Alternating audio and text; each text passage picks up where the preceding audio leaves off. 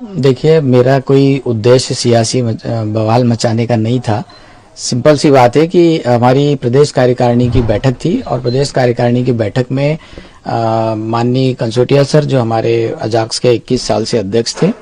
उन्होंने अपना इस्तीफा सौंपा और इस्तीफा सौंपने के बाद में सर्वसम्मति से प्रदेश कार्यकारिणी ने मुझे प्रांताध्यक्ष अजाक्स का नियुक्त किया।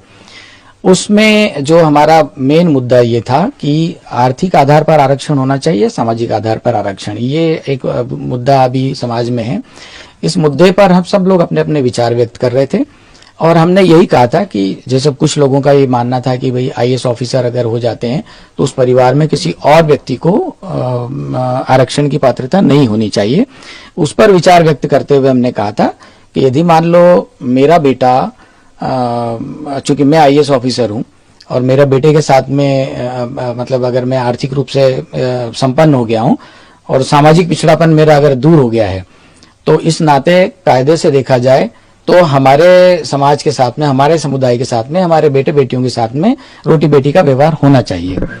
केवल इस बात को में से एक लाइन हटा करके और लोगों ने उसको प्रचारित किया। उनके बारे में हमारी पूरी जानकारी मिल चुकी है और हम अभी अजाक्स के माध्यम से वो सारी बातें मीडिया के सामने भी रख देंगे। मेरा सिर्फ यही कहना है सभी समुदाय के लोगों से कि हमारा किसी भी समुदाय के प्रति कोई दुर्भावना नहीं है और न ही हम किसी समाज की बहन बेटियों को कोई आहत करना चाहते थे। उसके बावजूद भी यदि मीडिया के माध्यम से या समाचार पत्रों के माध्यम से लोगों के मन में जो भी बात फैलाई गई है और उससे अगर उनको कोई ठेस पहुंची हो तो उसके लिए मैं तहे दिल से खेद व्यक्त करता हूं। कौन लोग हैं आप बता रहे हैं कि जैसे अजाक्स ही है, दूसरा अजाक्स? देखिए, जब अजाक्स में जब नियुक्तियां हुई थी 3 आईएएस ऑफिसर्स की, उस समय बहुत सारे संगठनों ने ये बात करी थी कि आईएएस ऑफिसर्स को इस प्रकार के संगठनों में नहीं होना चाहिए, इससे कर्मचारियों का हक मारा जाता है। तो कुछ तो वो लोग थे, उन्होंने ही इस मुद्दे को सभी समाचार पत्रों में भेजा और सिर्फ एक लाइन को टेक करके भेजा गया था। दूसरा, अभी कुछ और चीजें मार्केट में आई है और उनका ये कहना था कि संगठन अजाक्स जो है 2 संगठन है और उसमें असली नकली की लड़ाई की भी बात आ रही है। तो ये जो वही लोग हैं जो इस बात को भी फैला रहे हैं, इसके अलावा और कुछ नहीं है और वो सीधे सीधे ब्राह्मण समुदाय को निशाना बना रहे हैं। इसमें आपने कहा रोटी बेटी और दान करने की बात। देखिए, इस मुद्दे को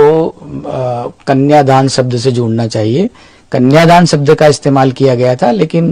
जो भी व्यक्ति थे जिन लोगों ने इस मुद्दे को हवा दी है, उसमें किसी न किसी प्रकार से पूरे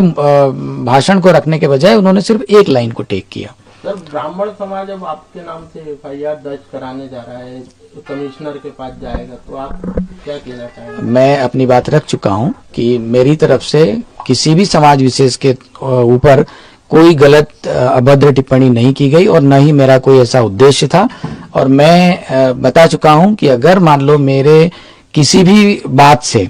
या समाचार पत्रों और मीडिया के माध्यम से जो भी बात उठाई गई है या जो बात रखी गई है बिना मेरा पक्ष जाने, उससे अगर किसी भी समाज को कोई आहत हुई है